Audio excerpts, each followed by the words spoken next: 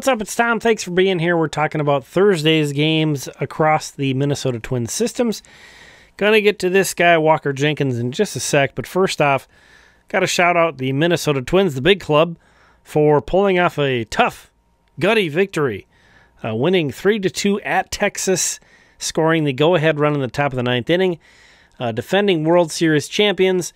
They give up 2 runs in the bottom of the first inning, come right back in the top of the second to tie it up, end up winning this game. Yeah, Texas, they're having a down year compared to last year especially, but still, we can hang that defending World Series champion title on them, right? If I'm trying to gas this one up, you can let me know. But still, a hard-fought road victory either way. Willi Castro hit a home run off a lefty here.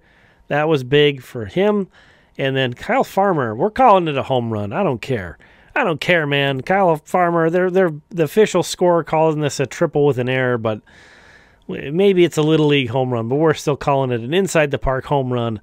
Farmer comes all the way around on this one to score. Love that guy. Love to see him contributing. That's what it's all about right now. You know, Correa out, Buxton out. He was put on the injured list.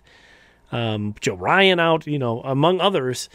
It's all about guys stepping in and stepping up now. Well, whether it's a rookie like Zebby Matthews, whether it's a vet like Kyle Farmer or Christian Vasquez, guys got to come in and step up and get it done. So it was nice to see Farmer with a 2-hit game, hits that Little League home run, we'll call it, triple officially. But, his job is to hit lefties. So good to see Bailey Ober, man.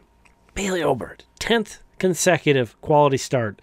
This wasn't his best outing by any means, but 6 innings, 2 runs, 7 hits, 3 walks, 3 strikeouts. Bailey Ober, the guys need to step up, and then this guy's already stepped up. He needs to maintain, you can't expect him to give a quality start every single outing from here on out. That would be asking too much, but every single one of his and Pablo Lopez's starts right now just feels so important to this team. And the bullpen was awesome. Duran especially, perfect inning with 2 strikeouts. 12 of his 18 pitches were strikes.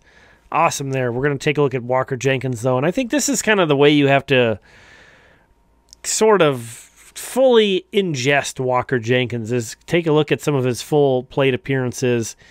It's like a band that you like that puts out great albums, but maybe he's never had that hit single. That's kind of Walker Jenkins right now. You got to look at the full at-bats to really appreciate the art.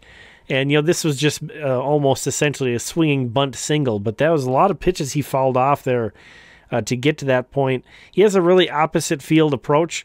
This was a shorter at-bat that he just kind of dumps one in to left field for a double. Didn't hit either of those balls very hard, but still got the job done. And then take a look at him facing a lefty later in this game and drawing a nice walk on a long at-bat. They were busting him inside here, kind of trying to make him uncomfortable, I'm sure. And then they evened it up. So Jenkins gets ahead 2-0 here. They battle back in. They get back into this one, even it up at 2-2. Jenkins chases, and then they get a nice pitch here. Tough pitch. But he hangs tough, man. Walker Jenkins fouls off some pitches. He lays off some breaking balls, too, that he could have chased. Battles. Again, fouls another one off. And eventually draws the walk. So Walker Jenkins with a 2-hit night with a walk for the Cedar Rapids Colonels. Nice night for him. And again, I just think this guy's just got a refined game. As you the more you watch him and the closer you watch him, the more you appreciate it. And the power is going to come. He's 19. The power is going to come. Taking a look at some Fort Myers defense with Kaelen Culpepper playing third base. Brandon Winokur started at shortstop tonight, which we'll see plenty of him. But just kind of want to show you how these guys are doing, how they're moving around in the field, where they're playing.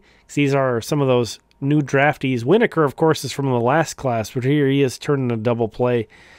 He had a nice night at shortstop, and he's looked pretty good there. The 6'5" or 6'6" frame he has comes in handy on that play. Needed all that to get that one. But Kaelen Culpepper, again, playing third base, gets a double play in the 9th inning. No hesitation there. Knew exactly what he needed to do. Looks very comfortable despite being more of a shortstop. Really like the way he's looked, man. I'm enjoying Fort Myers. Those may seem like some more mundane highlights, but I'm watching that team really closely right now, and you can expect to be me to be sharing quite a bit of the Mighty Muscles. There's 2 debuts tonight, 2 big debuts. CJ Culpepper and Tanner Hall both moved up a level. Results were pretty mixed for both.